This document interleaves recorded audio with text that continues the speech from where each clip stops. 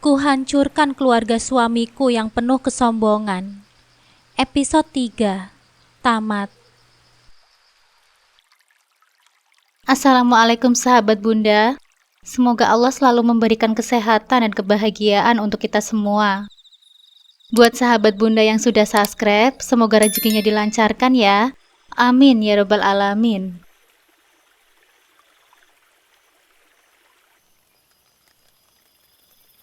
Syifa, Syifa. Lamunanku langsung buyar saat mendengar suara panggilan dari arah pintu depan rumah. Aku yang sedari tadi duduk termenung di sofa ruang tamu, memutar otak mengingat kejadian kemarin. Saat aku memutuskan menyerahkan amplop coklat itu kepada Andra, amplop tersebut berisi surat resmi dari perusahaan untuk menurunkan jabatan Mas Reza menjadi staf biasa. Keputusan yang sudah bulat. Ketukan pintu kembali terdengar, lebih keras kali ini, seolah-olah mengusik sisa lamunanku. Tok tok tok. Dengan langkah enggan, aku berjalan menuju pintu, lalu membukanya perlahan. Di balik pintu, berdiri seseorang yang selama ini selalu berhasil membuatku merasa jengah. Ibu mertuaku. Oh, ternyata ibu. Aku menahan diri agar nada suaraku tetap terdengar sopan, meski hatiku sudah bergejolak. Aku cuma mau mampir ke rumahmu, katanya sembari langsung melangkah masuk tanpa menunggu persetujuanku. Aku menahan nafas, memutar bola mata dengan malas. Keluarga ini benar-benar tidak tahu bagaimana membiarkan orang lain hidup dengan tenang. Ada apa, Bu? Tanyaku datar, mencoba menyembunyikan rasa kesal yang mulai memuncak. Ibu mertuaku melangkah santai, matanya jelalatan mengamati seisi rumah. Dia berhenti di ruang keluarga yang masih berantakan, karena aku belum sempat merapikan barang-barang yang berserakan di sana. Tanpa permisi, dia duduk di sofa seolah rumah ini miliknya. Sebagai tamu, bukankah seharusnya aku mendapatkan minuman dulu?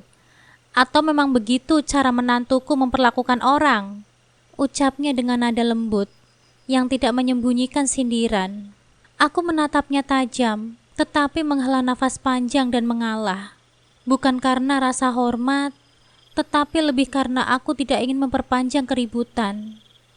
Dengan langkah berat, aku mengambil sebotol air mineral dari dapur dan meletakkannya di hadapannya. Dia segera mengambil botol itu, membuka tutupnya, dan meminumnya seolah-olah tidak ada hal aneh dalam interaksi ini. Setelah meneguk air, dia meletakkan botolnya kembali di meja, lalu mulai berbicara, kali ini dengan nada percaya diri. Dengar baik-baik ya, Syifa. Apapun yang kamu coba lakukan untuk menjatuhkan Reza, keluarga kami tidak akan pernah jatuh miskin. Aku ini orang kaya, jadi berhenti meremehkanku, katanya, menekankan setiap kata seolah ingin membuatku terpojok. Aku hanya menatapnya malas. Kaya, pikirku dalam hati, dengan tumpukan hutang yang aku tahu mereka miliki. Dia masih berani mengatakan dirinya orang kaya. Aku hampir tertawa, tetapi menahannya agar tidak memicu amarah lebih besar. Lagi pula, Reza sudah menemukan wanita yang lebih kaya darimu, lanjutnya. Dia cantik, kaya raya, dan royal. Jadi bersiap-siap saja, karena Reza mungkin akan segera menceraikanmu. Kata-katanya membuatku ingin tertawa terbahak-bahak. Tanpa bisa menahan diri lebih lama, aku mengeluarkan tawa kecil yang membuatnya terdiam, menatapku dengan wajah bingung. Apa kamu pikir aku akan menangis jika dia menceraikanku? Tanyaku sambil menyeringai. Percayalah, Bu, aku justru akan sangat senang. Untuk apa aku bertahan dengan laki-laki seperti dia, kayak boneka, kere, dan penuh sandiwara? Aku tidak akan rugi sedikit pun. Raut wajah ibu mertuaku berubah. Amarah memancar jelas dari sorot matanya, tetapi aku tidak peduli. Kamu akan menyesal, percayalah. Kamu akan menangis darah karena berpisah dengan anakku, bentaknya, suaranya meninggi. Aku hanya bisa tersenyum dingin. Kita lihat saja nanti. Jawabku mantap, tanpa sedikit pun rasa gentar. Dia berdiri dengan gerakan kasar. Matanya menyapu ruang keluarga sekali lagi. Rumah jelek seperti ini tidak sudi aku menginjakan kaki lagi ke sini, katanya sebelum melangkah keluar, membanting pintu di belakangnya. Aku menghela nafas lega. Akhirnya, gumamku pelan, merasa beban di dadaku sedikit terangkat. Hari ini mungkin penuh dengan drama, tetapi setidaknya aku tahu satu hal. Aku tidak akan lagi membiarkan mereka merusak kedamaian hidupku. Pagi itu, aku bangun dengan semangat untuk menjalani hari yang lebih baik. Aku sudah merencanakan untuk keluar rumah sebentar, membeli beberapa kebutuhan yang mulai habis di dapur. Setelah mandi dan berpakaian rapi, aku mengambil ponsel yang tergeletak di meja samping tempat tidur. Ketika layar ponsel menyala, mataku langsung tertuju pada notifikasi aplikasi WhatsApp yang menampilkan story terbaru. Story itu milik Nadine, dan seperti biasa, penuh dengan nada sindiran. Makan enak dan mewah, jangan iri dong. Pasti nanti ada yang mengusik karena iri dengan keluarga kaya sepertiku. Aku langsung tahu, sindiran itu ditujukan kepadaku. Tidak ada orang lain yang dimaksud selain aku. Menantu yang selalu menjadi sasaran cibiran keluarga ini. Namun aku memutuskan untuk mengabaikannya. Aku tidak ingin membiarkan hal sepele itu merusak mood belanjaku hari ini. Lagi pula, apa peduliku dengan mereka yang pamer makan malam mewah? Aku keluar dari kamarku, bergegas menuju ruang keluarga untuk mengambil tasku yang sudah kusiapkan sejak tadi malam. Dengan langkah santai, aku mencoba melupakan status Nadine yang tak henti-hentinya mencari perhatian. Saat tas sudah di tangan, aku membuka dompet untuk memastikan ada uang tunai di sana. Tapi tiba-tiba, jantungku berdetak lebih cepat. ATM-ku tidak ada di tempatnya. Aku memeriksa dengan teliti, membuka setiap kantong kecil di dompet. Tetapi hasilnya tetap nihil. Panik mulai merayapi pikiranku. ATM itu adalah satu-satunya yang pernah kutunjukkan kepada Mas Reza sebelumnya. Dan sekarang, aku yakin seseorang telah mengambilnya. Tapi siapa? Aku mencoba mengingat kembali momen-momen terakhir aku melihat ATM itu. Pikiranku melayang pada kejadian kemarin sore, saat ibu mertuaku duduk di ruang keluarga. Aku sempat meninggalkan tas di atas meja ketika pergi ke dapur untuk mengambil minuman untuknya. Tidak mungkin, gumamku. Tetapi kecurigaan itu semakin kuat. Meski saldo di ATM itu tidak banyak, aku merasa marah. Ini bukan soal uangnya. Ini soal harga diriku. Aku tidak rela uang hasil jerih payahku digunakan oleh keluarga yang selalu merendahkanku. Mereka sudah cukup menghina, dan sekarang mereka mencoba mencuri dariku. Tidak akan kubiarkan, ucapku tegas, dengan nada suara yang lebih keras dari yang kuinginkan. Aku langsung memutuskan untuk mengejar mereka. Untung saja Nadine membuat story di WhatsApp. Lokasi restoran yang mereka datangi terlihat jelas di foto yang diunggahnya. Aku tahu persis tempat itu. Dengan langkah cepat, aku keluar rumah dan menuju tempat mereka. Aku tidak peduli jika tindakan ini akan menciptakan drama baru.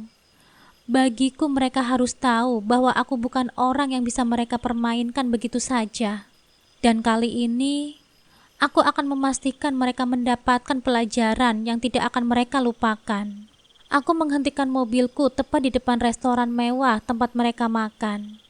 Dari luar aku bisa melihat kesibukan pelayan yang hilir mudik membawa piring-piring makanan beraroma lezat. Perasaan kesal yang semula meluap karena ulah Nadine tiba-tiba berubah menjadi rasa syukur. Story yang ia pamerkan ternyata menjadi petunjuk yang sangat berguna untukku. Kali ini aku akan mengambil kembali kartu ATM-ku yang telah dicuri oleh ibu mertuaku. Dengan langkah mantap, aku masuk ke dalam restoran. Mataku bergerak cepat mencari keberadaan mereka. Tidak butuh waktu lama, Aku menemukannya. Di sudut ruangan, Nadine, ibu mertuaku dan Mas Reza duduk santai menikmati hidangan yang nampak mahal. Namun aku memutuskan untuk tidak langsung menghampiri mereka. Biarkan saja mereka menikmati makanan terakhir dengan hasil curian itu. Aku memilih duduk di kursi yang membelakangi meja mereka, memastikan posisiku cukup jauh agar tidak terlihat. Masker dan kacamata hitam yang aku kenakan menjadi penyamaran sempurna. Mereka tidak akan tahu aku berada di sini. Percakapan mereka mulai terdengar jelas. Aku mendengarkan dengan saksama. Setiap kata yang keluar dari mulut mereka seperti menyulut api kemarahanku. Sudah lama ya kita nggak makan enak kayak gini. Suara Nadine terdengar penuh antusias. Iya dong sayang. Apapun akan ibu lakukan demi kebahagiaan anak-anak ibu, jawab ibu mertuaku. Suaranya penuh kepuasan. Siva itu gampang ya dibodohin. Untung dulu dia pernah kasih kartu ATM itu ke Reza. Jadi dari situ ibu tahu pinnya. Ibu memang selalu hebat, timpal Nadine sambil tertawa kecil. Mas Reza ikut menimpali. Betul bu, kalau bukan karena ibu, mana mungkin kita bisa duduk di restoran mahal begini. Tawa mereka menggema di ruangan, menusuk telingaku seperti pisau tajam. Mereka bukan hanya menikmati hasil curian, tetapi juga terang-terangan mengejek dan merendahkanku. Ibu pastikan kita tidak akan pernah jatuh miskin. Lanjut ibu mertuaku penuh percaya diri. Bahkan ibu sudah mencarikan perempuan yang kaya raya buat Reza. Nanti kita manfaatkan dia juga. Apa ibu yakin dia mau sama Mas Reza? Tanya Nadine terdengar skeptis. Ibu yakin? Kamu tahu kan? Ibu selalu punya cara. Reza, kamu gimana? Atur saja bu. Reza ikut saja apa kata ibu. Jawab Mas Reza tanpa ragu. Hatiku semakin panas mendengar percakapan itu. Tidak hanya mereka memanfaatkan uangku, tapi kini mereka merencanakan untuk memberdaya perempuan lain. Aku tidak bisa membiarkan ini terus terjadi. Saat itu, ibu mertuaku mengeluarkan kartu ATM-ku dari dompetnya dan menyerahkannya kepada pelayan. Bayar pakai ATM si miskin Syifa, katanya dengan nada menghina. Kesabaranku telah habis. Aku bangkit dari kursiku dan berjalan ke arah mereka. Dengan suara yang kupastikan cukup keras untuk menarik perhatian, aku pun berkata, "Wah, makanannya enak kan, Bu?" Semua kepala di meja itu menoleh serempak. Wajah mereka berubah pucat seketika. Nadine, Mas Reza, dan ibu mertuaku terlihat tidak percaya bahwa aku berdiri di depan mereka. Syifa?" Suara ibu mertuaku bergetar. "Ya, aku di sini. Kalau mau makan enak, jangan pakai hasil curian. Nggak baik. Nanti jadi penyakit," kataku sambil tersenyum sinis.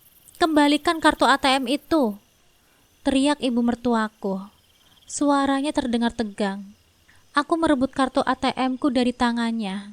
"Ini kartu ATM-ku, dan aku mengambilnya dari seorang pencuri," kataku. Dengan nada tegas, beberapa pengunjung mulai melihat ke arah kami, penasaran dengan keributan yang terjadi. Mas Reza mencoba meredakan situasi. "Sayang, nanti Mas ganti uangnya ya. Tolong pinjamkan dulu kartu ATM itu. Mas nggak mau malu di sini," katanya dengan nada memelas.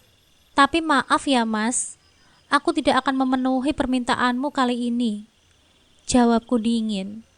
Aku berbalik dan meninggalkan mereka tanpa menunggu jawaban. Di belakangku aku masih bisa mendengar ibu mertuaku panik.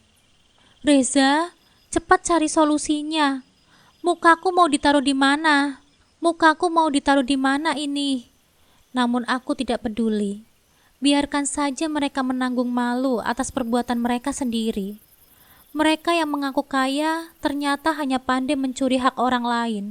Sambil berjalan keluar restoran, aku bertekad dalam hati. Hari ini aku tunjukkan siapa mereka yang sebenarnya.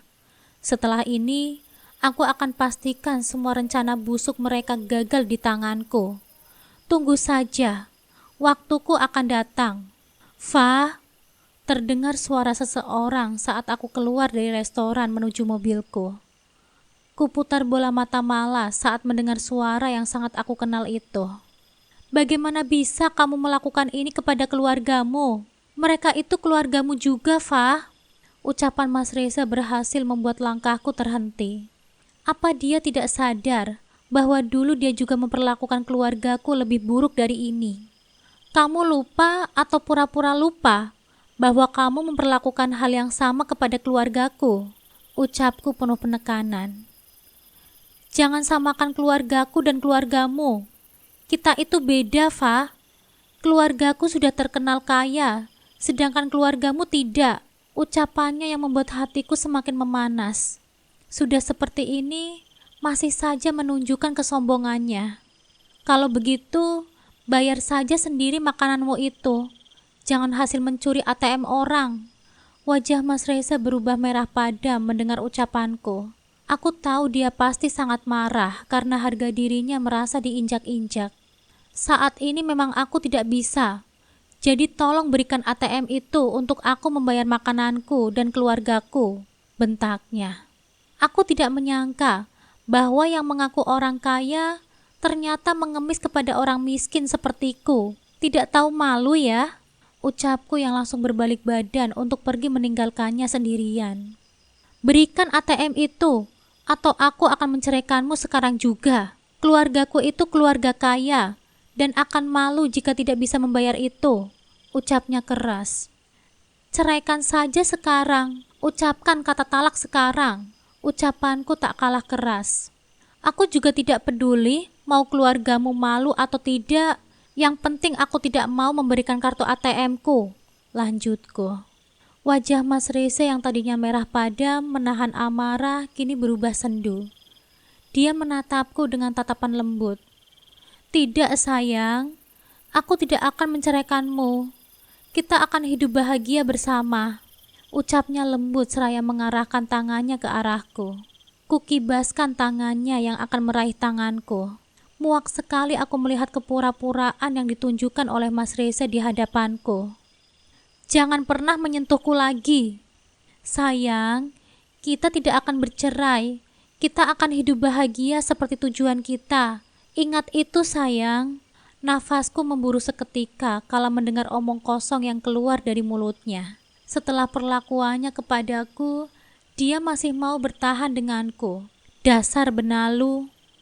Tujuan kita? Kamu menghancurkan semuanya, Mas. Kamu memperlakukan aku dan keluargaku bak babu dan selingkuh dengan wanita itu. Dan sekarang, kamu masih mau aku mempertahankan pernikahan kita? Di mana otakmu, Mas? Ucapku tak kalah keras.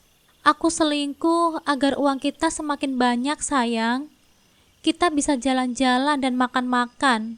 Tujuan selingkuhku itu baik, jadi tolong mengertilah aku. Maafkan aku, sayang. Rengeknya padaku. Kita, kamu dan keluargamu saja, bukan aku. Selama menikah, kamu hanya memberiku uang 500.000 rupiah per bulan dan tidak lebih, bahkan aku sering meminta kepada bapakku untuk memenuhi kebutuhanku. Jadi tujuan selingkuh yang menurutmu itu baik, bukan untukku, tetapi untuk keluargamu, ucapku penuh penekanan. Tidak sayang, aku berjanji akan berubah nantinya. Jadi sekarang tolong berikan aku kartu ATM-mu. Aku tidak sudi kembali lagi pada orang munafik seperti kamu. Ucapku yang langsung pergi berjalan menjauh darinya. Sayang, tolong dengarkan aku dulu. Aku tidak mau bercerai dari kamu. Kita akan punya anak yang lucu seperti tujuan kita. Ucapnya keras ke arahku. Tak kuhiraukan teriakan Mas Reza. Aku sudah begitu muak melihat kelakuan keluarga itu yang benar-benar mengganggu kehidupanku. Kulajukan mobilku dengan cepat untuk menuju pusat perbelanjaan. Tadinya aku memang mau belanja bulanan untuk kebutuhan dapur. Tetapi karena hatiku sekarang sedang tidak karuan, lebih baik aku menyenangkan diriku lebih dulu. Aku mengambil semua barang yang aku suka. Rasanya belanja bisa sedikit mengobati rasa sakit hatiku karena ulah keluarga Mas Reza. Sudah lama rasanya tidak menikmati belanja sendiri seperti ini. Terakhir kali sebelum resign kerja karena menikah dengan Mas Reza. Boro-boro mau belanja saat bersama Mas Reza. Uang belanja dapur saja kurang, apalagi mau belanja seperti ini. Yang ada di pikiran Mas Reza adalah ibu dan adiknya. Dia hanya menganggapku sebagai pembantu. Jadi aku rasa keputusanku untuk menggugat cerai darinya adalah keputusan yang tepat. Kusudahi belanjaku hari ini karena sudah cukup banyak barang-barang yang aku beli. Rasanya bahagia sekali bisa merasakan seperti ini lagi setelah sekian lama. Aku melajukan mobilku pulang dengan perasaan bahagia. Rasa sakit karena keluarga itu sekarang sudah sedikit berkurang. Baru saja aku sampai di depan rumahku, sudah dikejutkan dengan pemandangan tidak mengenakan. Ya, Mas Reza dan keluarganya sedang duduk di teras rumahku. Mereka langsung berdiri kala melihatku. Aku berjalan keluar mobil dan langsung membawa beberapa tas belanjaanku ke sana. Menatap mata mereka tajam yang seolah-olah tidak senang karena aku habis belanja. Bagus sekali ya, suami sedang kesusahan, tapi malah belanja banyak seperti ini. Ucap ibu mertuaku yang menatapku dengan tatapan berapi-api. Dasar, memang tidak becus jadi istri. Bukannya ngasih duit, malah ngabisin uang suami. Ejek Nadine ke arahku. Aku tersenyum kecut mendengar ucapan mereka. Tidak henti-hentinya mereka datang ke sini hanya untuk menggangguku.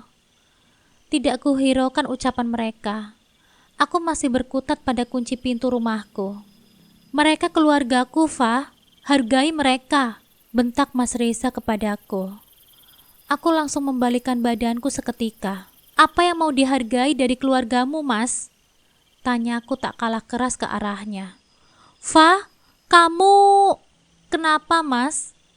Memang benar kok ucapanku itu, ucapku memotong pembicaraannya. Wajah mereka bertiga berubah menjadi merah padam penuh amarah. Aku sangat menikmati ekspresi wajah mereka. Biarkan saja mereka sakit hati karena ekspektasi mereka sendiri. 2 hari lagi aku mau membuat acara di sini. Teman-teman Nadine akan datang. Jadi aku tidak mau Nadine malu dengan teman-temannya karena membuat acara di rumah kontrakan ibu yang tidak besar seperti rumah ini. Ucap Mas Reza yang membuatku sedikit terkejut. Memang keluarga Benalu ini tidak punya malu. Tidak boleh. Sekarang ini kan sudah menjadi rumahku. Jadi aku berhak melarang kalian ke sini. Ucapku lantang. Kalau begitu, beri kami uang untuk menyewa hotel untuk acara Nadine. Ucap ibu mertuaku. Apa? Hotel? Itu tidak akan terjadi, Mas. Fa, ingat. Dulu aku juga memberimu uang. Uang nafkah adalah uangku. Jadi kamu harus balas budi kepadaku. Ucap Mas Reza tak kalah keras ke arahku. Jangan pura-pura lupa kamu, Mbak. Kamu itu kan hutang budi pada kakakku. Ucap Nadine dengan gaya sombongnya. Oh ya, aku lupa. Baiklah, boleh saja. Ucapku santai. Wajah mereka bertiga langsung ceria setelah mendengar penjelasanku. Gitu dong, jadi kakak ipar itu harus baik. Terima kasih ya sayang. Aku tahu kamu pasti masih mencintaiku. Jadi kamu masih memberiku kesempatan ini. Ucap Mas Reza dengan raut wajah gembira. Aku yang mendengar ucapannya ingin muntah pada saat itu juga. Sekarang pergilah dari rumahku sebelum aku berubah pikiran. Ucapku keras. Iya sayang, terima kasih ya. Jangan lupa siapkan makanan juga ya, Fa. Ucap ibu mertuaku yang semakin melunjak. Tring. Gawaiku berbunyi. Rumahnya sudah ada yang berminat, Bu. Bagus. Akhirnya rumah Mas Reza yang aku beli sekarang sudah ada yang berminat untuk menyewa. Akan kujalankan rencanaku ini. Mereka pikir aku akan mengabulkan permintaan mereka setelah perbuatan busuk mereka kepada aku dan keluargaku. Tidak akan pernah sama sekali. Kali ini aku memang sengaja mengatakan iya terlebih dulu. Dan nanti setelah mereka pulang ke rumah kontrakan mereka, Mereka semua akan memperoleh kejutan dariku ketika melihat rumah ini sudah kukontrakan. Tidak sabar rasanya membayangkan ekspresi mereka nantinya. Sudah ada yang mau mengontrak, Bu. 2 keluarga sekaligus. Ku baca pesan orang kepercayaanku beberapa kali. Ya, aku memang berniat mengontrakkan 2 rumahku yang ada di sini. Tidak kuat rasanya kalau setiap hari keluarga itu selalu datang untuk menggangguku. Lebih baik aku pindah ke apartemen dan terbebas dari mereka. Aku benar-benar tidak menyesal membeli rumah Mas Reza ini, karena ingin menunjukkan betapa kesombongan mereka tidak ada artinya di hadapanku. Selain itu juga untuk memperbanyak aset milikku. Aku ambil gaweku, kemudian dengan segera aku menghubungi Andra. Aku butuh orang-orangmu untuk mengusir Mas Reza dan keluarganya dari rumahku. Pesanku pada Andra. Mereka mengganggumu. Biar aku yang turun tangan. Balasnya cepat. Tidak, aku hanya ingin bermain-main dengan mereka. Balasku. Baiklah, aku menyiapkan semua barang-barangku setelah membaca pesan yang sudah aku kirimkan kepada Andra kemarin. Dia bersedia membantuku untuk mengirim anak buahnya. Mereka juga sudah standby, tinggal aku menghubungi mereka dan mereka akan bertindak.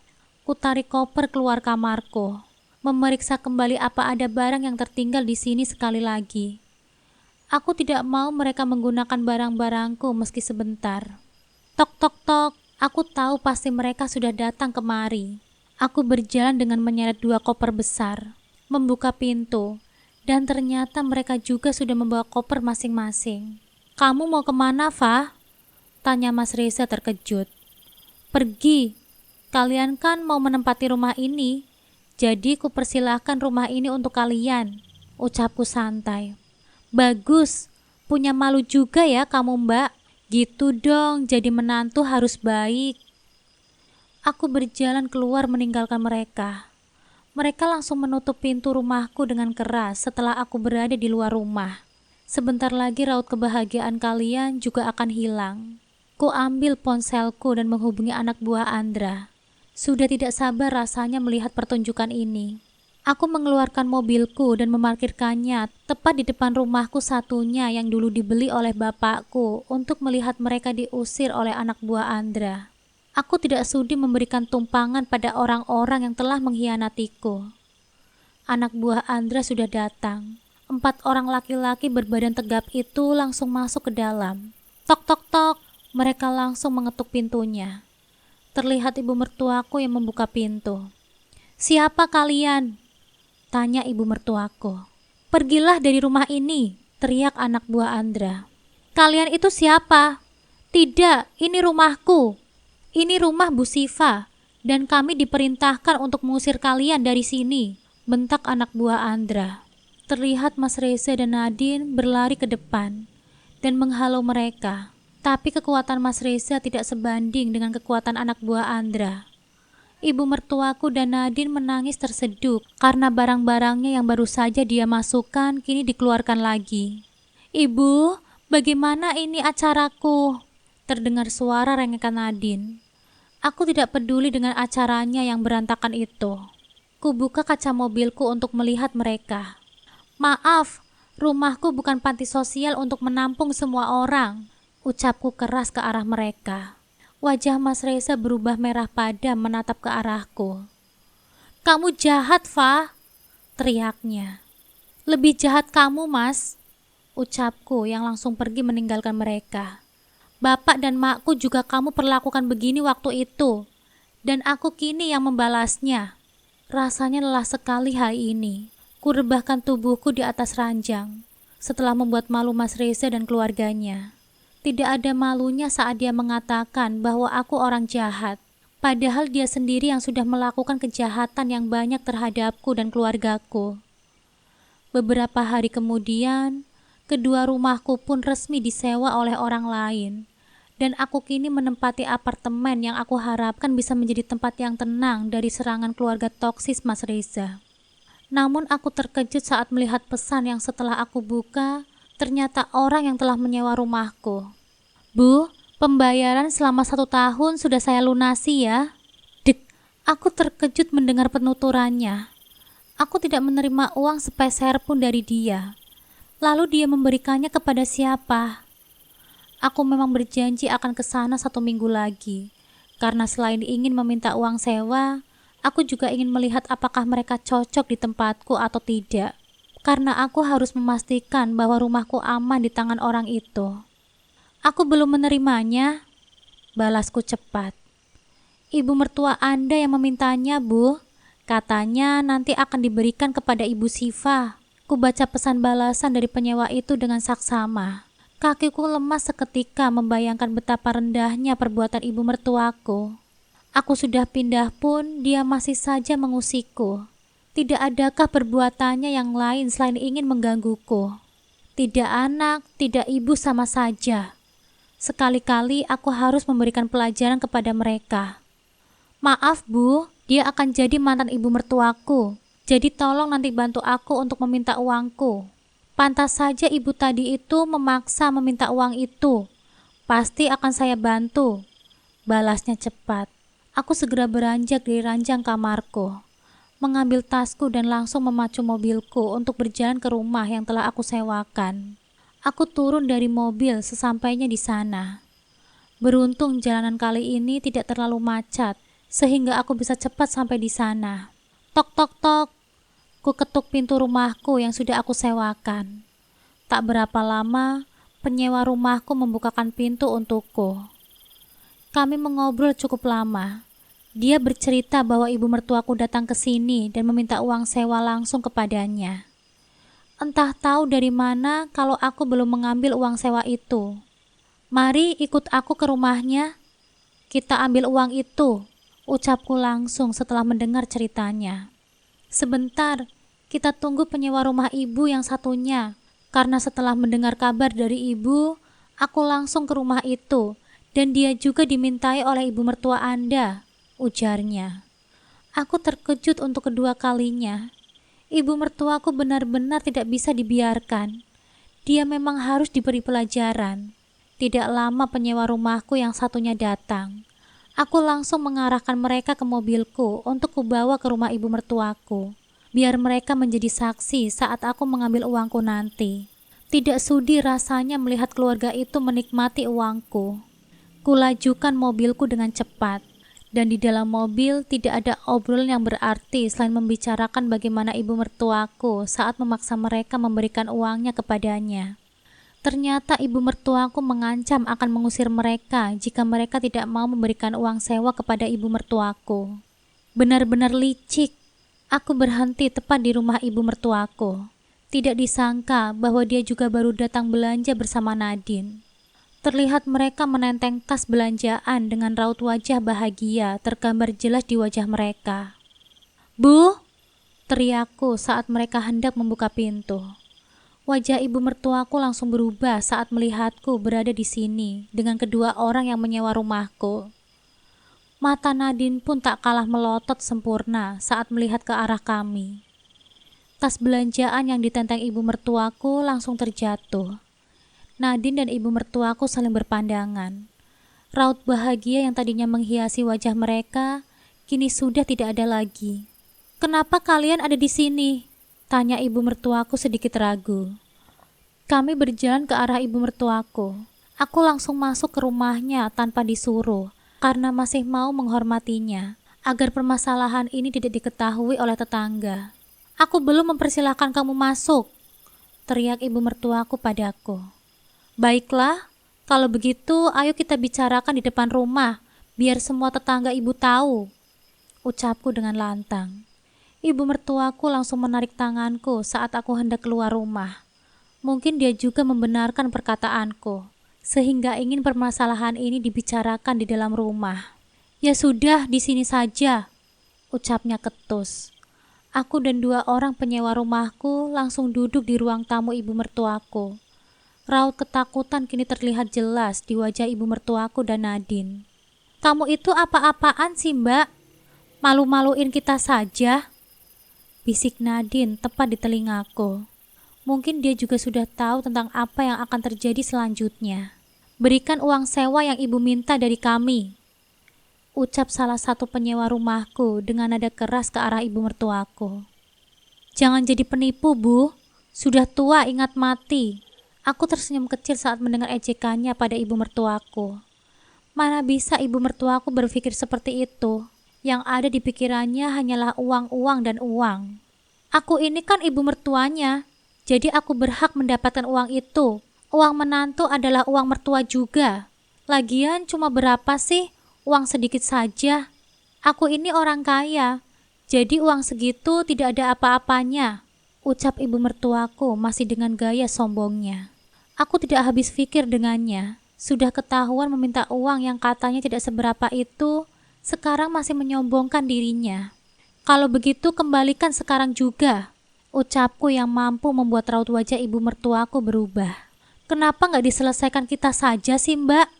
Kenapa harus mengajak mereka? Tanya Nadine ketus ke arahku.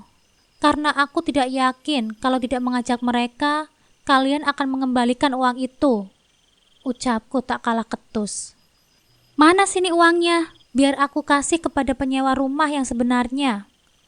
Tidak akan, ucap ibu mertuaku. Kalau begitu kita akan urus ke polisi, ucapku yang langsung membuat ibu mertuaku terdiam dan kini menatapku dengan tatapan ketakutan. Rasanya aku memang harus melakukan ini. Dasar pembohong, penipu, ujar penyewa rumahku. Ibuku bukan pembohong, bukan penipu. Dia berhak karena dia mertuanya, ucap Nadine membantu ibu mertuaku. Tidak, aku tidak mau. Aku di jalan yang benar. Aku memang mertuanya dan aku berhak melakukan itu, ucap ibu mertuaku sedikit histeris. Alah, dasar pembohong. Ada apa ini? Terdengar suara seseorang di sela-sela perdebatan kami. Aku menoleh ke sumber suara. Benar dugaanku bahwa itu adalah suara Mas Reza. Ibumu sudah mengambil uangku, jadi tolong kembalikan sekarang juga, ucapku ketus ke arah Mas Reza. Kamu kan anaknya, laki-laki pula di sini, jadi kembalikan uangku. Wajah Mas Reza seketika terkejut saat mendengar penuturanku. Dia terhula tidak menyangka bahwa ibunya melakukan ini semua. Ibu dan Nadine hanya ingin bersenang-senang, Siva. Kita kan orang kaya, mana mungkin kita tidak belanja, rengek ibu mertuaku. Kuputar bola mata malas saat mendengar penuturannya. Gaya selangit tetapi keuangan pas-pasan juga untuk apa? Apa kamu tidak bisa mengerti ibumu, Siva? Dia itu kan mertuamu, ucap Mas Reza ke arahku. Tidak, sekarang kembalikan uangku, jawabku ketus. Betul, kembalikan uangnya sekarang juga, atau kami akan melaporkan ibumu ke polisi. Baik-baik, aku akan membayar uang kalian. Berapa? Masing-masing 10 juta, jadi 20 juta, ucapku lantang. Mas Reza kembali melototkan matanya saat mendengar nominal yang aku sebutkan. Ibu mertuaku hanya bisa menangis di samping Mas Reza, yang kini ditenangkan oleh Nadine. Ibu juga tidak memakai semuanya. Ibu hanya memakai 5 juta saja, ucap ibu mertuaku seraya memberikan uang sisanya kepada Mas Reza. Aku tidak mau tahu, harus lengkap 20 juta. Fa, kalau tidak benar harus urusan polisi. Tangan Mas Reza menggenggam sempurna. Dia terlihat sangat emosi denganku kali ini. Biarkan saja, biar mereka tahu bahwa jangan menuruti gaya kalau tidak punya uang. Mas Reza langsung berjalan ke dalam, keluar dengan membawa kotak perhiasan. Tidak, Za, itu kotak terakhir perhiasan milik ibu. Ibu tidak mau kalau itu hilang, rengek ibu mertuaku pada Mas Reza. Nanti Reza kembalikan lagi, Bu. Apa ibu mau masuk penjara? Tanya Mas Reza. Mas Reza memberikan kotak perhiasan itu kepadaku. Itu juga yang aku lakukan agar mereka tidak semakin malu di depan para penyewa rumahku. Tidak, itu perhiasanku, perhiasanku. Masih terdengar rengek ibu mertuaku saat kami meninggalkan rumah Mas Reza. Salah sendiri ingin bergaya, tapi kok pakai uang orang lain? Makan itu gaya, batinku. Keesokan paginya, aku berjalan ke meja kerja Mas Reza saat aku pertama kali kembali bekerja di kantor itu. Amplop coklat di tanganku adalah penentu untuk melanjutkan nasib Mas Reza berada di kantor ini. Karena kemarin aku masih kasihan dan hanya menurunkan jabatannya saja. Mas Reza terlihat sedang memfotokopi dokumen dan tiba-tiba segera berhenti saat melihatku. Sayang, kamu di sini. Tidak perlu repot-repot jalan ke sini. Kamu menelponku saja, aku akan segera ke sana. Apalagi sekarang kamu punya ruangan yang lebih bagus daripada ruangan kerjaku.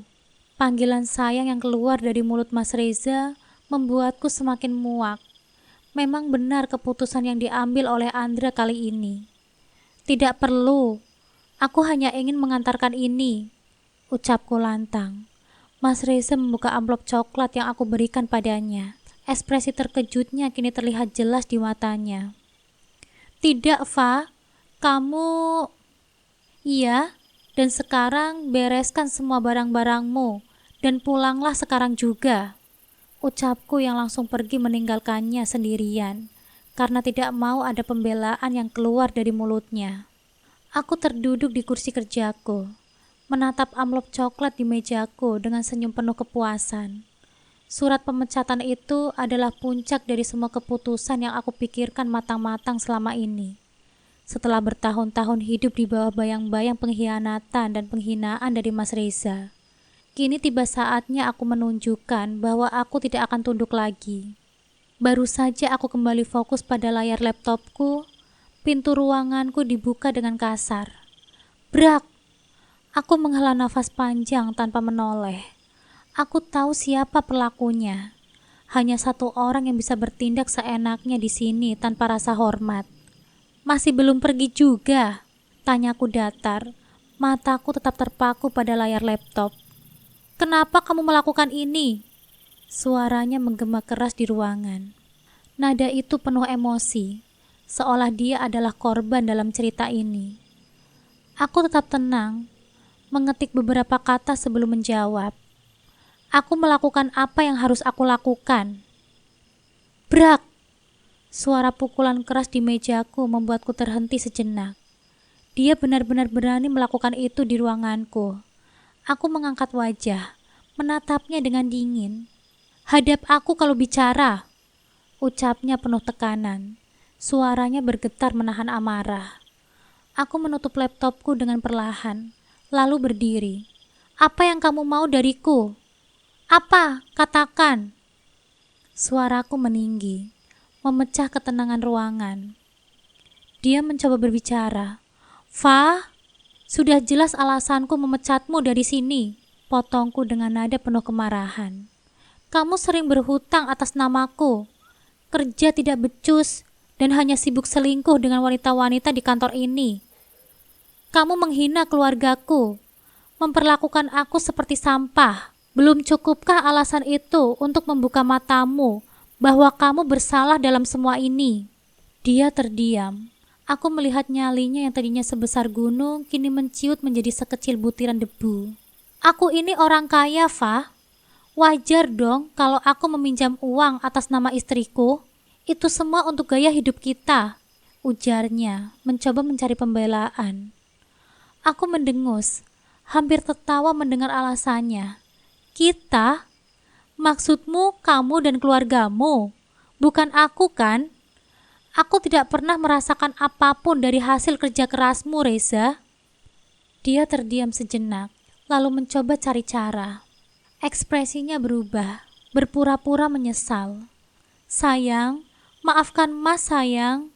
Mas janji akan berubah, tapi jangan pecat Mas dari kantor ini. Aku tersenyum sinis. Aktingnya terlalu buruk untuk bisa kuterima. Berubah?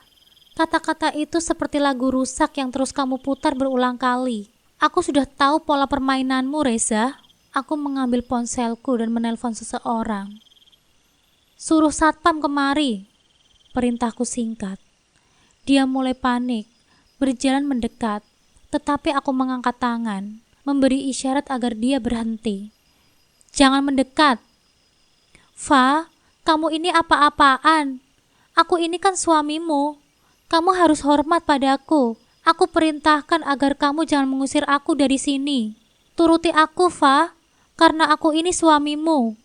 Aku tertawa kecil, penuh ironi. Suami seperti apa yang harus aku turuti? Suami yang tukang selingkuh? Suami yang memanfaatkan istrinya untuk membayar hutang-hutangnya? Jangan mimpi kamu, Mas. Pintu ruangan terbuka. Dua satpam masuk dengan langkah tegas. Aku menunjuk ke arah Mas Reza. Bawa dia keluar dari ruanganku dan pastikan dia meninggalkan kantor ini. Perintahku tanpa ragu. Lepaskan aku. Dia istriku. Aku mau bicara. Teriaknya histeris. Suaranya menggema di sepanjang koridor saat dia diseret keluar. Aku duduk kembali di kursiku, menghela nafas panjang. Teriakannya masih terdengar samar di balik pintu. Fa, aku tahu kamu masih mencintaiku. Maafkan aku, sayang. Angkat jabatanku lebih tinggi, dan aku janji akan berubah. Aku hampir muntah mendengar permintaannya. Kata-kata manis itu hanyalah selubung untuk kepentingan dirinya sendiri. Aku tahu lebih baik dari siapapun bahwa Reza tidak akan pernah berubah. Menatap pintu yang kini kembali tertutup rapat, aku tersenyum tipis. Itu pelajaran untuk orang yang mengkhianatiku, bisikku pada diriku sendiri. Dan lihat saja sebentar lagi, aku benar-benar akan menghancurkanmu tak tersisa. Akhirnya hari yang aku tunggu-tunggu pun tiba. Hari ini di ruang sidang yang sepi namun penuh ketenangan, hakim mengetukkan palunya sebagai tanda bahwa perceraian kami resmi. Aku menatap lurus ke depan, mendengarkan keputusan akhir tanpa sedikit pun emosi tersisa untuk pria yang pernah kupanggil suami. Mas Reza duduk di kursi sebelah. Wajahnya kusut. Aku tahu dia berharap bisa membawa sesuatu dari perceraian ini. Entah itu harta, atau setidaknya setitik kendali atas hidupku. Namun harapannya kandas seketika saat perjanjian pranikah kami dibacakan di depan hakim. Berdasarkan perjanjian pranikah yang telah ditandatangani oleh kedua belah pihak, disebutkan bahwa jika salah satu pasangan terbukti berselingkuh, seluruh harta bersama akan menjadi milik pihak yang dirugikan. Dalam hal ini, semua harta akan jatuh ke tangan Ibu Syifa. Kata-kata hakim terdengar tegas. Aku bisa melihat rahangnya mengeras, matanya berkilat marah, tapi tidak ada yang bisa dia lakukan. Bukti perselingkuhannya terlalu jelas, terlalu kuat untuk disangkal. Sidang selesai, aku melangkah keluar dengan hati yang lega. Mas Reza mencoba mendekatiku di lorong pengadilan, tapi aku mengangkat tangan, menghentikan langkahnya. Cukup, Mas. Aku sudah selesai dengan semua drama ini, kataku datar, lalu pergi tanpa menoleh lagi. Beberapa bulan setelah perceraian, aku mendengar kabar tentang hidup Mas Reza. Tidak ada yang membaik, bahkan semakin buruk, tanpa pekerjaan yang dulu menopang gaya hidupnya. Dia terjebak dalam kemiskinan bersama ibu dan adiknya. Ibu mertua yang dulu memandangku rendah, kini tak henti-hentinya mengeluh soal kehidupan mereka yang sulit. Adiknya yang selalu bergantung pada uangku harus mencari pekerjaan sambil selalu menyalahkan Mas Reza atas kesengsaraan mereka. Sementara itu, aku terus melangkah maju. Perusahaanku berkembang pesat, dan aku dikelilingi oleh orang-orang yang benar-benar menghargai dan mendukungku. Hidupku kembali menjadi milikku sepenuhnya, bebas dari segala beban yang selama ini kutanggung. Kadang aku merasa kasihan pada Mas Reza, tetapi rasa itu segera hilang saat aku mengingat semua luka yang dia torehkan. Aku hanya bisa berharap suatu hari nanti dia belajar dari kesalahan-kesalahannya. Namun untuk saat ini, aku bahagia, dan itu adalah kemenangan terbesar yang pernah aku raih. Aku duduk di balkon apartemenku, menatap senja yang perlahan turun, menciptakan siluet lembut di langit.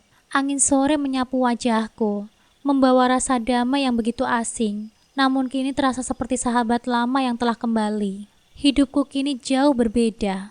Aku telah meninggalkan luka, pengkhianatan, dan kebohongan di belakang. Meski perjalanan menuju kebahagiaan ini penuh dengan liku, aku berhasil melewatinya.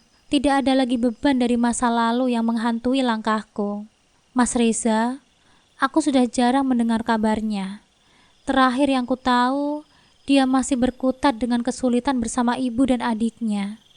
Mereka mencoba bertahan dengan segala keterbatasan, tetapi aku tidak lagi peduli. Setiap luka yang dia tinggalkan kepadaku kini menjadi pelajaran berharga untuk tidak pernah membiarkan diriku diinjak-injak lagi. Aku mendirikan yayasan kecil untuk membantu perempuan yang pernah mengalami kekerasan dalam rumah tangga atau pengkhianatan.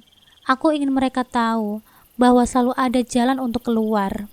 Selalu ada kesempatan untuk memulai kembali. Setiap kali aku melihat mereka tersenyum penuh harapan, aku merasa bahagia karena bisa menjadi bagian dari perjuangan mereka. Malam itu, saat bintang pertama muncul di langit, aku menutup jurnal yang baru saja kutulis. Di halaman terakhir, ada satu kalimat yang kutulis dengan penuh keyakinan. Terima kasih masa laluku, karena tanpamu, aku tidak akan sekuat hari ini. Dan aku tahu, ini bukan akhir, melainkan ini bab baru dari hidupku. Sebuah awal untuk kebahagiaan yang telah lama ku nanti.